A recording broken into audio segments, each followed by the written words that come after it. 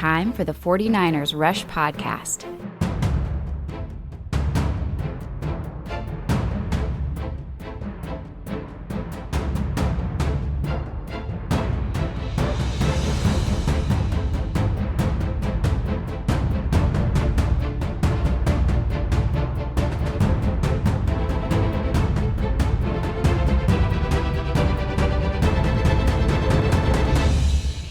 And here's your host, John Chapman. What is going on, faithful? It is absolutely incredible to be with you guys today. Now, just so you know, this is not a live broadcast, but shout out to the Countdown crew. You guys are faithful. Y'all come through all the time. All of these entries will be added up for the monthly giveaway that we do. So thank you. Appreciate that. I'm not going to be able to answer your questions live today, but again, message me. If you guys ever have questions on the show, we're going to start off with some questions today. But if you have questions, reach out. Give me those questions through Twitter at JL_Chapman. You can email me, 49ersRushPodcast at gmail.com. I want to interact. I want to be able to get those answered. But I had to record today because it's a big day school-wise. Got some school events, AP tests today, subjects that I teach, AP US History. So I had to record early this morning. So this was recorded probably before everybody else is awake. So if something has happened dramatically since, 7 in the morning when this will end, then just let me know. That's why it's not included. But I'm so pumped about this episode, and here's why I had to get it out. I've been so many guests on other podcasts, which has been great, and it's kind of taken away a little bit from my recording time here this past week, and I had to remedy that. I had to get an episode out, and I've been waiting on this one. This is going to be the Ambry Thomas episode. We're going to go through so much film, and we're going to talk Marquis Lee. We're going to go over the interviews from the coaching staff and all those things. But here's why I'm geeked today, which I love this kid. He's so easy to fall in love with, and he's so fun to watch. Obviously, he had that one awesome interview, where he was asked just about living expenses and all those things. And his personality just jumps out to you. Now, those rookie pressers, they were bad. They were really bad, but not Ambry Thomas. Ambry Thomas was fun, energetic, just awesome. And, a lot of people saw the snapshot of his eyes whenever he was asked about living expenses and kind of what that was like moving to San Francisco. He's a 4th-round pick, mind you. But pay attention. I'm going to play this clip for you now. Pay attention to what he says after the question. I don't know why this didn't get near as much buzz as it should have, and I think I played it before, but I'm going to play it again because it's awesome. So here's Ambry Thomas when asked about living expenses. One of the things Kyle Shanahan told us that when he first met with Trey Lance, when he was out there a couple weeks ago, that they talked immediately about just the cost of living in the Bay Area and all those things. Have you kind of been introduced to that and forewarned, and what are your thoughts on that? All right, yeah. Immediately, once I got the phone call, was happy, excited, and I thought about everything. I'm like, California, the taxes, and I started thinking about all that, the cost of living. I'm like, dang, it's kind of expensive, very expensive. But yeah, I'm just grateful for the opportunity, honestly. Skip the cost of living and all that right now. I feel like my play will take care of my pockets, put it like that. Dude, that's a t-shirt.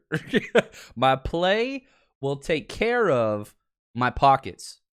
And again, once we jump into the film later on, this is going to be a long episode. I'm telling you that right now because I want to talk some Marquis Lee. I've got some awesome questions from listeners that, it's so funny. Somebody sends me a question, and usually I just want to answer it right there. I want to text it back. Let's have a conversation, you and me.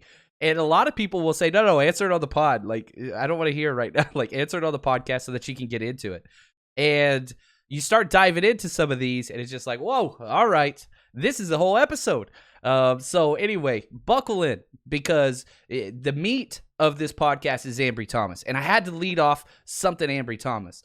Now we're going to take a step back. We're going to talk some Marquis Lee. We're going to talk some of these questions, and then we're going to get back to Ambry Thomas. But before we do that, updates for our 49ers Rush road trip, baby. I am so pumped about this. We have closed the deals on 2 hotels for Chicago and Philadelphia. They're closed. 20% off, baby. That's what you get if you book with us. I'm not making any money off this, by the way. I'm losing money on this trip dramatically. But the whole idea is to see if this can become a thing And if it can, then we're going to be doing this way more in the future. But I think that this could be huge. Head to 49ersrushroadtrip.com. Okay, everything's channeled through that link. You go there. If you click on Chicago, this should be up later today. I'm talking to my web guy to get it implemented on there. But if you go there, 49ersrushroadtrip.com, and you click on Chicago, it's going to have a link for the hotel. We're staying on Michigan Avenue, baby. We are staying at the Essex Hotel, Michigan Avenue, walking distance to Soldier Field. And you're saving over 20%, got the resort fee cut in half. All you got to do is book with us. And again, if you don't want to go through the link, you can call the hotel, Essex Hotel in Chicago, and just tell them you're staying with 49ers Rush Road Trip, and they'll give you the special rate. You get 20% off. So that's there for you. Philadelphia, we're staying at the Warwick Hotel in Riddington Square, baby, in Philly. I don't know if you've ever been there. It's a blast. Fun area, awesome architecture. I'm a history guy, so I'm a little bit of a nerd on that stuff.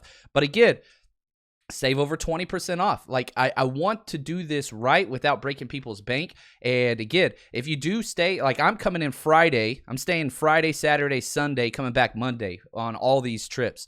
You book with us, you're saving over $150 just at the hotel alone. Now, hopefully, you'll come hang out with us at the party. Tickets are up the night before the game for LA, Philadelphia, and Chicago. Those are the 3 games we're doing. 49ersrushroadtrip.com. Head over there. Buy those tickets. I'm not going to say which one. We're getting close to selling out of one of the events. We've got, sold a lot of tickets so far, and I really do appreciate all the support. But if you're wanting to come to one of those, some of these venues we're at, they have like a 75-person max. So once we hit that number, we can't have more people come in. Live broadcasts, several different podcasters are jumping on. We're going to have entertainment, drinks, giveaways, questions and answers, hangouts, all that stuff the night before the game. I cannot help with group tickets to the game. I tried to set that up, failed.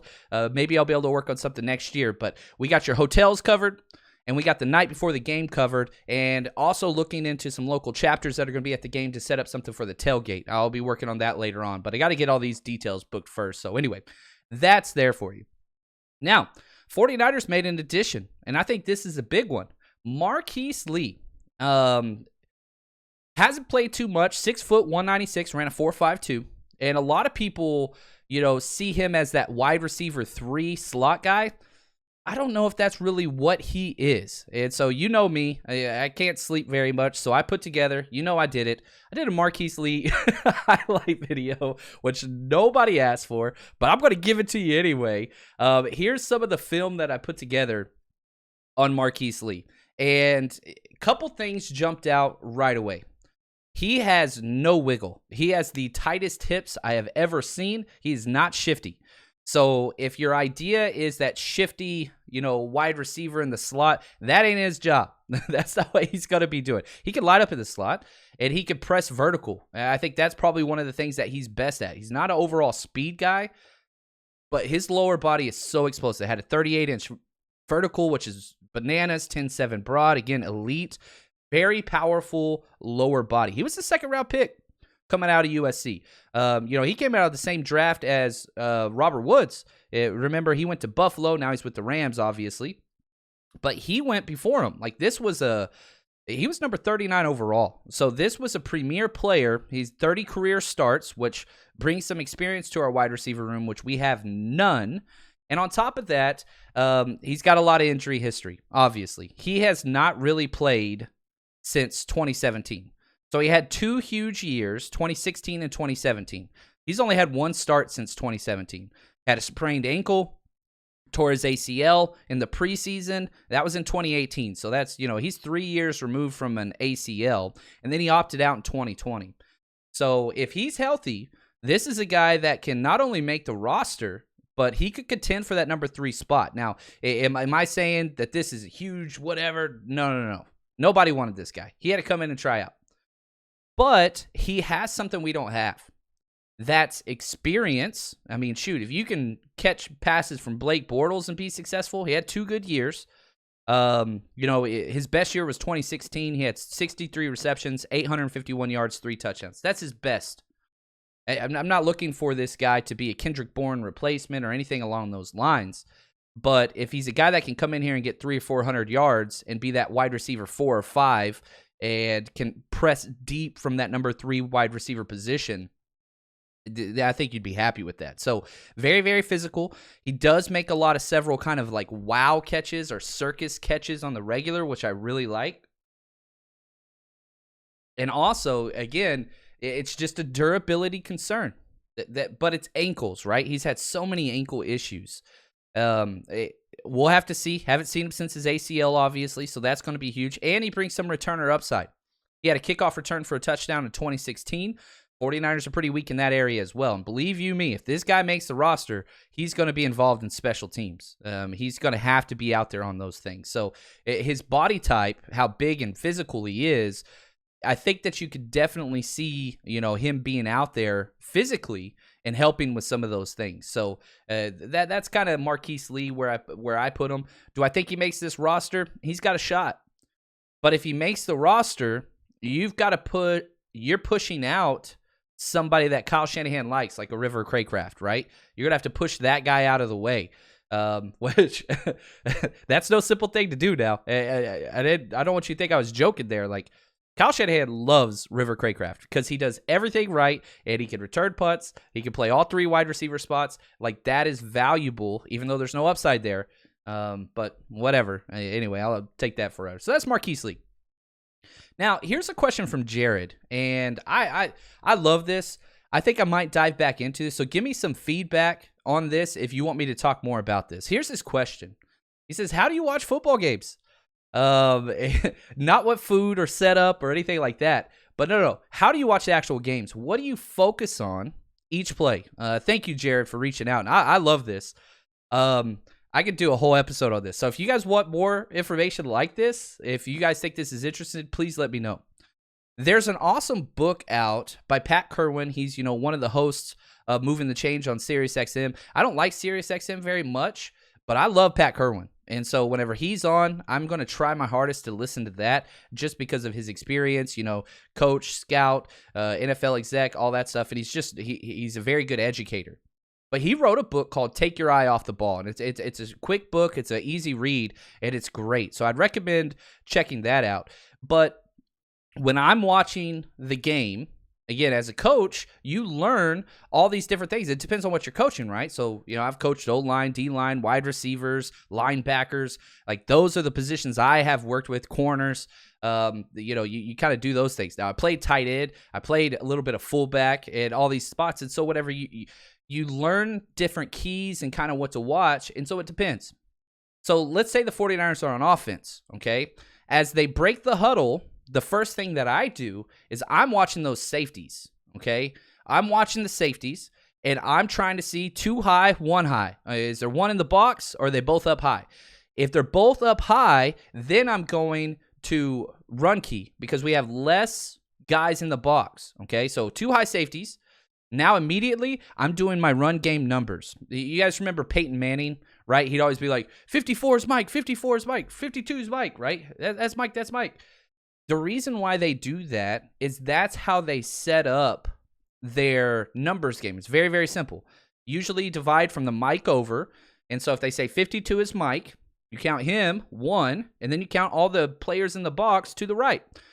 Mike's 1, defensive tackle 2, linebacker 3, defensive end 4. Okay, then you go the other side. Mike's 1, and you do the same thing to the other side. It's a simple numbers game. And so a lot of times you'll see Jimmy Garoppolo doing can, right? A lot of other teams have done this as well. That's when they want to switch from a run to a pass or a pass to a run.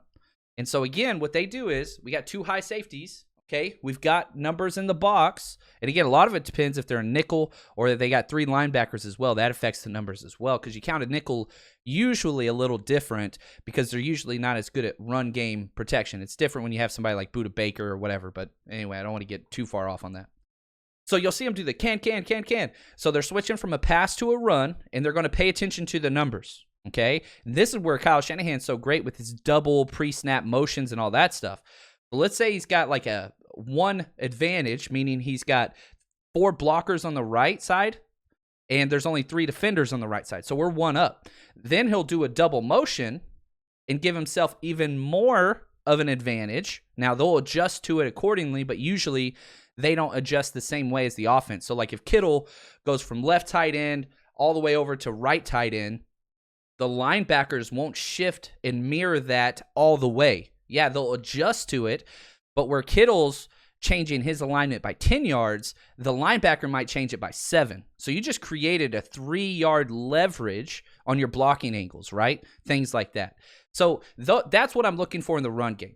Now, if it's only one deep and then you've got a safety in the box, what's the exact opposite? Now you're looking at passing numbers, okay? Who is the safety able to help deep? Because if it's a single high safety, even if he roams free in the middle, you don't have help on the outside. Now, then I'm immediately looking for who are the man matchups on the outside and who does not have deep help from the safety. This is all pre-snap, by the way. And I know I told you guys I wasn't going to go too into this. I'm going too into this. I'm sorry. I apologize. But this is, again, it's a clock and you can't stop it, right? It's Pavlov. When you do it for so long, you kind of get stuck with it and you can't turn it off. It's a machine. And these players, these coaches, they've been doing it for years. And so it just happens that way. Now, the problem is with Jimmy Garoppolo and really Nick Mullins and CJ Beathard would throw deep some. This has been a part of the Kyle Shanahan offense that's been deleted. You don't have the deep threat arm because that's not what Jimmy Garoppolo is. He's a quick processor, gets the ball out, quick release, short, shallow, intermediate. He would throw deep. He was very successful, but he just didn't have a lot of deep attempts. This is something Trey Lance is going to change. He's got a cannon, and he uses it. So when we see those single high safeties, because they're going to bring a safety down in the box, third and short, second and short, whatever, now the 49ers, hopefully in the future, will be able to test those man-on-man matchups without safety deep help. That's going to be key. So that's what I look for in offense. Defense, exact opposite. Okay, what I'm looking for, and again, it depends on the position. Now, the broadcast view is problematic for defenders because you can't see everything very well. You get a quick snippet as they break the huddle, but then they zoom in on the quarterback in the line. You can't even see, your safeties. Sometimes you can't see your corners. I hate the broadcast view. If I would pay so much money. NFL, if you're listening, I want to make you some money right now. Broadcast in the wide all 22 angle, and people will pay you a lot of money because you get the whole picture. That's why it's called all 22. You see all 22 starters the whole time. They're all in frame. But what I look for, and again, let's say safeties and linebackers, okay? They're looking for different things. So let's say I want to watch Fred Warner or Dre Greenlaw and see how they diagnose a play. 49ers on defense right here.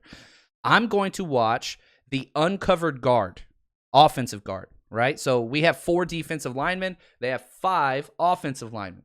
So again, there's usually an uncovered guard in every situation because we do in a 3 and a 1 technique. DJ Jones, for example, would be our 1 technique lined up on the center. Javon Kinlaw would be our 3 on the guard to the strength side. That means that backside guard is going to be uncovered. There's no defensive lineman on top of them. I watched that. That is the clearest indicator. Unless there's a fullback, that's the exception to the rule. That is the clearest indicator that it's a run or a pass play. Because if that guard who's uncovered blocks down or out and stays on the line of scrimmage, that's a run key immediately. If he gets up to the linebacker on his combo scoop block, gets deep to the second level, that's a run play. So a lot of times that's what you're looking for. It's going to tell you, you watch the ball, you're going to get fooled. Okay, that's not going to take you to the play. You watch the uncovered guard, that's going to tell you exactly what the play is. And you'll be able to tell right away. Does he fire off and stay low? Does he stand up and all that stuff? Now, RPOs have kind of attacked that old traditional mindset of what to key, but it's still there. And so that's what I watch. Corners, you can't really do that in the broadcast view. That's what's kind of frustrating. You don't even get to see. We call them out if somebody gets a catch on them or whatever. Most of those are mistakes that we missed, blown coverages from other people, and it just makes the corners look bad. It's not always their fault, but the corners, you got to kind of leave that out there just because you can't see it on the broadcast view. D-line, though, pretty easy to follow. And again, you want to know where the ball's going, watch that uncovered guard. That's kind of there. Fullback's there. You watch the fullback. Not all teams play with that. But again, you watch the quarterback, you watch the ball, you're limiting what it is you're going to learn. And here's what I always tell people, and I would tell my players this as well. When you're watching football, don't watch the ball. Watch your position first, and then read through their keys. If you're a linebacker, read through their keys, the fullback, the strong side back, or, which way the quarterback turns, things like that. There's, you do different things for different offenses, but put them in that position. And you don't have to do it every play. That's fine. Watch the ball sometimes. Just say on first downs, I'm going to watch the undercover guard. On second downs, I'm going to watch, the defensive line matchups and things like that. It changes the way you see things, and you start to pick up on a whole lot more. Anyway, so if you guys want more of that talk, I love that stuff. I really enjoy that stuff. I'm a nerd. I'm sorry. All right, let's get to our next question. I like this one. This is from Day Case. Big supporter of the show, man. Really appreciate it. What are the 3 top pass rushers that the 49ers see this year? Schedules out and kind of what that looks like. And so I went and looked up which teams had the most sacks in 2020, because I thought it was interesting. I was shocked. I knew the Rams had a good defense, best defense in the NFL for sure. They were second with 53 sacks. The Cardinals were 4th. This still blows my mind. With 48 sacks, they were 4th. Cardinals were. They got a good defense. Chandler Jones and J.J. Watt weren't even there. Seattle was 7th.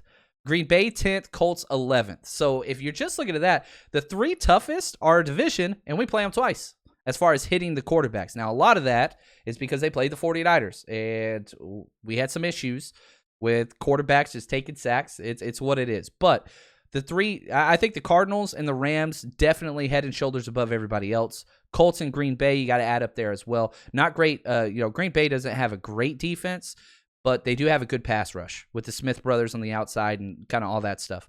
Colts, DeForest Buckner coming back, that's going to be so freaking fun. Now, we'll have to see. Our offensive line, it increased. There's no doubt about that. But our division, it's a different place. There's no doubt about it. We play, our division's bananas. That's just what it is. And I love that it's like that. You talk about the NFC East and the Cowboys and all that. That's trash, man. That's JV. We are in the Premier League. My football fans, yeah, you guys. We are in the best of the best. That's just what it is. And so that's what I want. I want to play the best. And so we get that opportunity. Now let's transition. Here we go. Man, we're 22 minutes in already. We're just now getting to our subject. Oh, I freaking love it. I hope you guys are cool with this, man, because there's just so much going on right now. And I could divide this into several episodes and probably make better for my sponsors. I don't care. I want to talk football. There's great stuff happening in the 49ers. Let's get to Ambry Thomas. Love this kid. We got him for free. Free. F-R-E-E-E. Free. You gotta add that extra E on there. Because this is the 102 pick. This was the first of several compensation picks that we got for Robert Saleh being hired away. And then you can get a Martin Mayhew as well added on to that. That's a 2023 third-round pick that we'll get for him. This was a free comp pick. And, man, the 49ers said, and John Lynch actually lit this out, it was, Paulson Adebo from Stanford was the guy they were looking at. Well, he went like 30 picks before this. And then it was Ambry Thomas. And, he comes out, and I'll allow John Lynch just to kind of set this up. Because he says this is an Adam Peters guy. I love Adam Peters. I wish he would make almost all of our draft picks for us. But here we go. Was a guy who really gained steam, I think, through the process with us. I give a lot of credit to, Adam Peters. He kind of championed him. And, you look at outside corner, and there were the guys up top. And then, it was like, okay, Adebo was another one of them. But after that went, then it early on we were saying, okay, where would it be next? And Ambry Thomas was a guy we really grew fond of throughout the process. He opted out this year, so you didn't get a chance to see him play. And again, one thing we really tried to do was give a fair look to these guys. I think sometimes it was really easy to say, hey, he opted out. Some people even went as far as, well, he doesn't love football if he opted out. No, I'm a father of a kid who played on a college football team this year. The plans were so up in the air. I don't blame any of these kids for having opted out with going through what we did. And Ambry is a kid that, we were able to talk as the process went deep, and we started to really have a liking for him. We talked to Michael Zordich, who's a guy contemporary of mine in the league, and played safety at a really high level. I respect his opinion. He thought the world of him. He's a guy who ran in the high 4.3s. I think his greatest asset is poise at the moment of truth. When that ball's in the air, he has an ability to locate it, which is not as easy to find as you might think for DBs. As they say, there's a reason they're playing defense. And Ambry has a good skill for being very poised when the ball's in the air. And we think he can be a good fit with us. And we were really fired up to be able to get him. He's a Michigan kid from Detroit. We were worried. Detroit had the pick in front of us. And we started getting worried right there that they may take him. But they took another corner, and we were very happy to have him.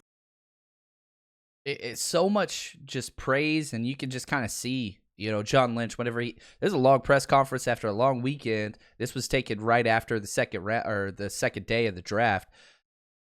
This is awesome. 5'11", 191, 4.40 40 speed. That's great. 75-inch wingspan, 38-inch vertical, 10.2 broad, 15 bench press. Okay, that's his metrics.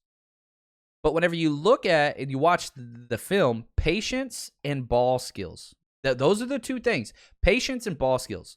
Now, he's mean as hell. He's got good speed, shows that consistently on film. Sometimes he'll get a little caught up. He plays press. It's hard to find a play where he's not pressing. And not only is he pressing, he's jamming. There's a difference. Press is where you line up, you give no space. Jamming is where you line up, give no space, and you punch him. He is a fighter, and he uses his arms very, very well.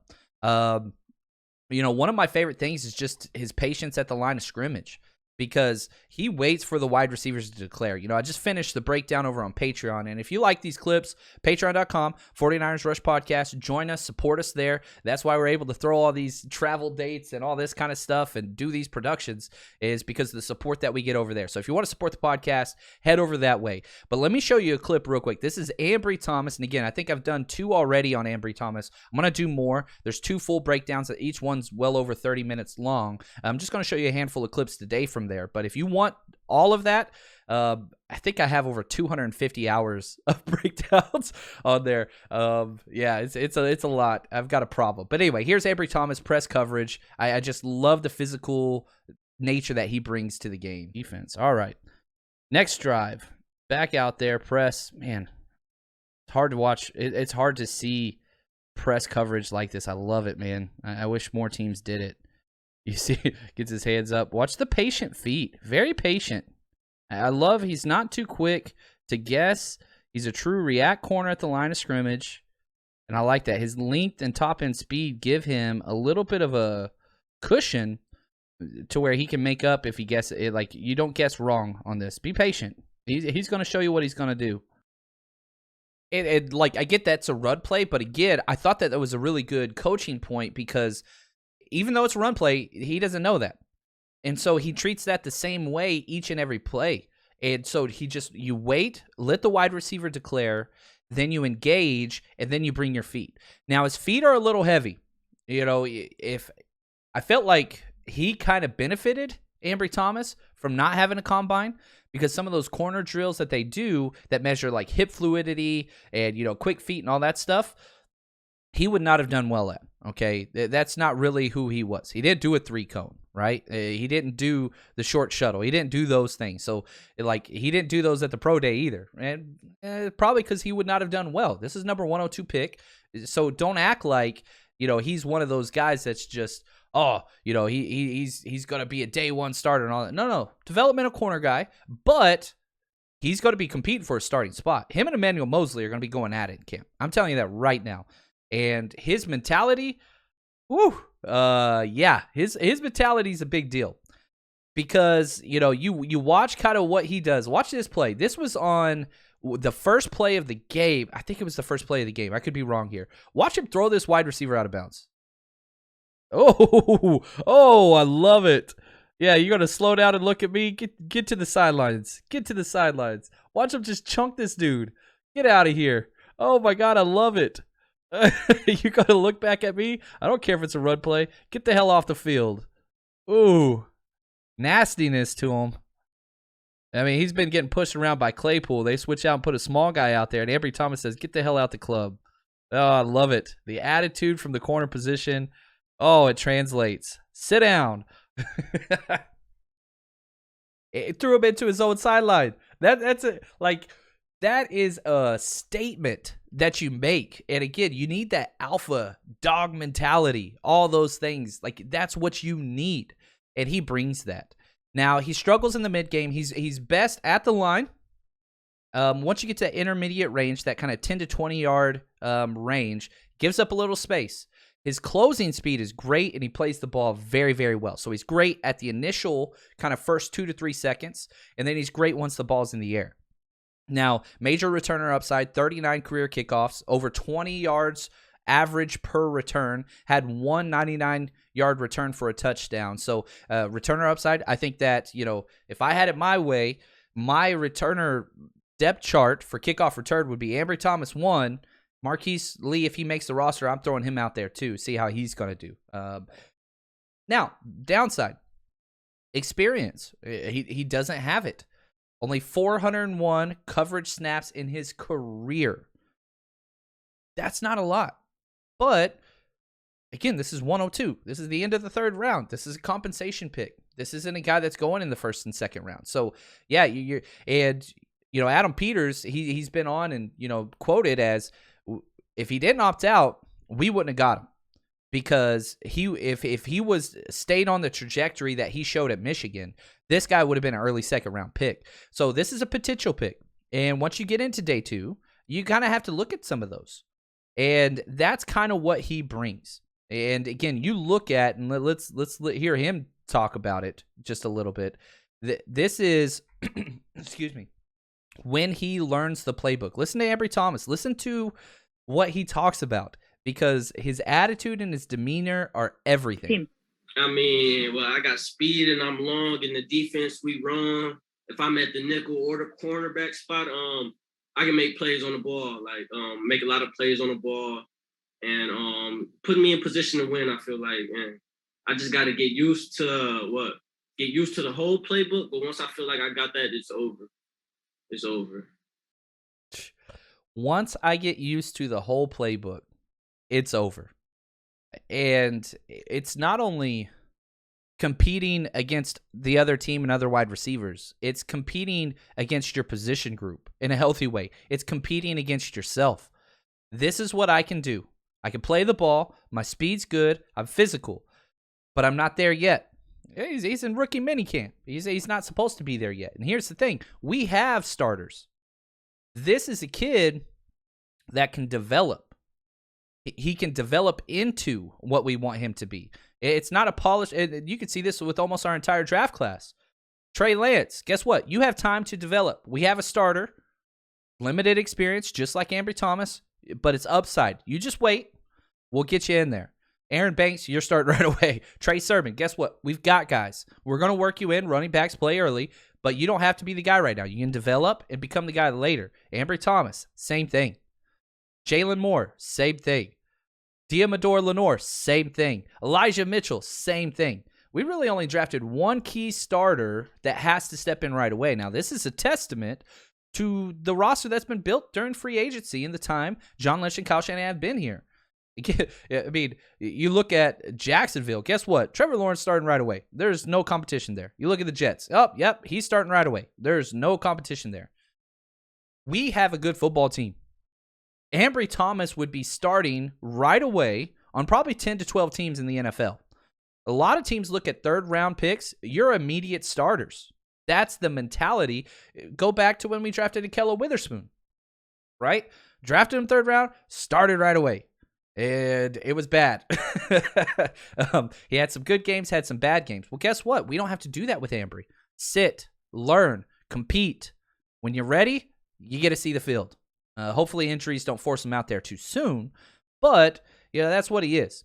Now, you look at some of the stats that Ambry Thomas brings: 4 interceptions, 3 passes defense, 5 fumble recoveries, 1 first fumble in his career, always around the ball. And when that ball is in the air, let me just calm my heart rate down just a little bit as this memory floats into my head. What was the problem with Ahkello Witherspoon, right? Never played the ball, so many pass interference calls, whatever else. And the backup, Dante Johnson, number 27, never playing the ball, pass interference, all those things. In the NFL, you have to play the ball as a corner. That's not an issue with this kid. It's almost he almost does it too much. Here's a clip real fast of Ambry Thomas playing the ball and getting his head around because he wants to get the ball. That's his ball. Let's spend some time talking about this play. This is Ambry Thomas going deep one-on-one. All right, again, kind of shifts inside, gives up a little space there. If you want to be nitpicky, his feet bother me a little bit, a little heavy, but man, he gets there. This is great. Now, this is where usually after this intermediate zone is the problem area for Ambry Thomas, but when the ball gets in the air, he's great again. Too much separation there. And doesn't really get, there he is. You see him get his head turned around the last second, and just, man, somehow that ball snuck in there. He's good on the deep ball. If you look at balls traveling over 20 yards in the air, 15 targets in 2019 on deep balls like this. He had 5 catches on 15 targets. And I think what's more important than that, he forced 3 incompletions. Look at his ball skills whenever he turns around and gets his head around. I mean, he's right there. This is a hell of a pass. This is a hell of a catch. Gave up a little bit of space early to provide the window to throw the ball. But this is not a negative rep whatsoever. Little out of phase there, but his closing speed shows. And, man, he got his hands up on it. Let's see it from the other angle. That's a hell of a catch. And so perfect throw, perfect catch is going to beat perfect coverage. I don't think this is perfect coverage, but it's pretty damn good. You don't mark this as a negative.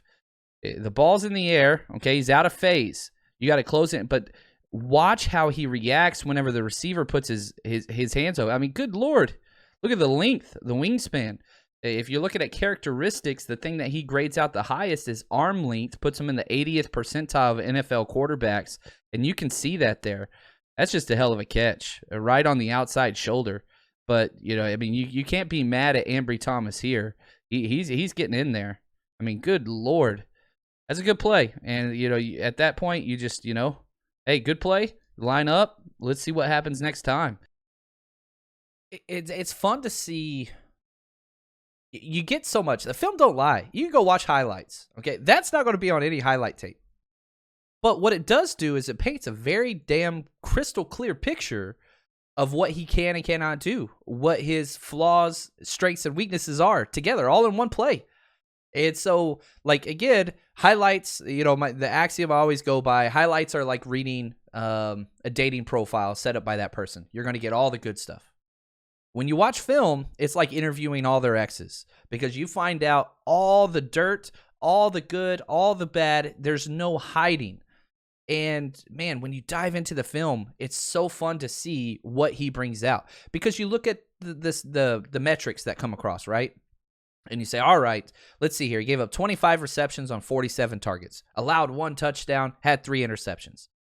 But 1 touchdown, that tells a story. 3 interceptions, that tells a story. And all interceptions aren't the same. Did the wide receiver drop it when he was wide open and tip it up? All those things. You got to go to the film if you want to know who these people are and who they play as. And I love that comes across. And I'll say this. You go back to Ambry Thomas and what he has been through, okay? Grew up in Michigan. Went to Martin Luther King Junior High School in Michigan. Won a state championship his junior year. He had 13 touchdowns on offense and 2 interceptions on defense. He was the best player. Right after he won this state championship with his team, his head coach dies. Big deal. Had a heart attack and died. The new coaches that stepped in, he's going into his senior year now in Detroit. He became the leader. They said it wasn't the coaches. It was Ambry Thomas. He led the team to go win another state championship, back-to-back state titles in Michigan. I freaking love this. This is kind of who he is.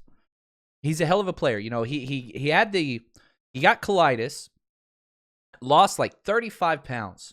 which is a stomach issue and all that kind of stuff, and you can kind of, whatever. But what happened was they thought he was going to be out the 2019 year. He said, hell no. He didn't miss any time. None.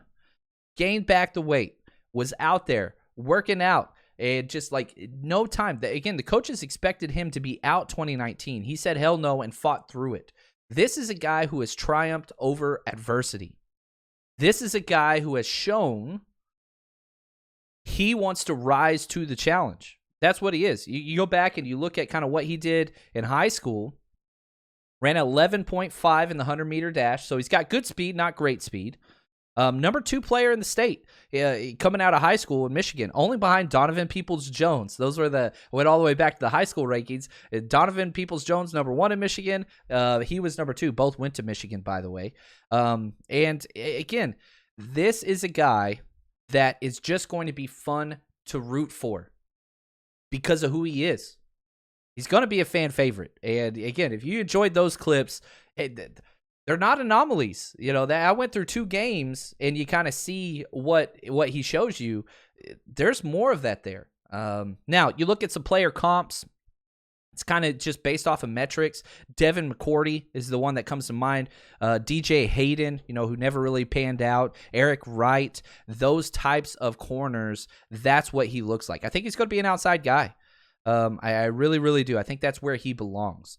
Now, that's going to do it for us today. I do have to, again, just remind everybody, 49ers Rush Road Trip is in the bag, baby. Chicago, Philly, LA, come hang out with us. This is what's going on. Come be with us. Again, the links to the hotels, they will be loaded today, hopefully by the time that this goes live. You got to get in contact. But if they're not today, and again, you can just call the hotels and tell them you're with the 49ers Rush Road Trip if you want the discount. Even if you're not coming to our party, I want to save you money. Save hundreds of dollars. Why not? It's there for you. It's some of the best hotels in the best locations at reasonable prices, it took a lot of work. The amount of, it's so funny. Like whenever I tell people I do a podcast, I feel like I'm lying to them, right? And they're like, oh, you do a podcast? That's cool. Like, how often do you record? I'm like, well, several times a week. No. I never knew and created a podcast. I would be talking to sales reps for hotels and banquet halls and bars and breweries and all these things, setting up parties and all that. I need to expand this title. I don't know what it is, but I feel like we passed podcast a long time ago. We're a damn TV channel. I don't know. Anyway, I'm going off on a rant. You guys are the best. I really appreciate it, as always. And just thank you. Really appreciate all the support. And, I see a lot of people on Twitter just, saying, hey, get John Chapman on your show and things like that. I appreciate that. Got an interview with ESPN coming up here in about a week. Still haven't nailed down that time, but interview. I'm not trying to get a job there. I don't want to work at ESPN, but interview on the radio program. So curious to see when that's going to be. I'll put that out there whenever I get some more info on that. But just want to say thank you because without you guys, none of this stuff is even possible. So appreciate it. Hopefully you enjoyed this episode. We're going to keep going through stuff. We got a lot more in this draft class to go. Thankfully, we got a little bit of time. I don't have to rush it. I want to do it right. And we still got a lot more draft picks. We still got 4 guys to talk about. We talked about 4 so far. We still got 4 more. So really appreciate it. And as always, stay strong, faithful.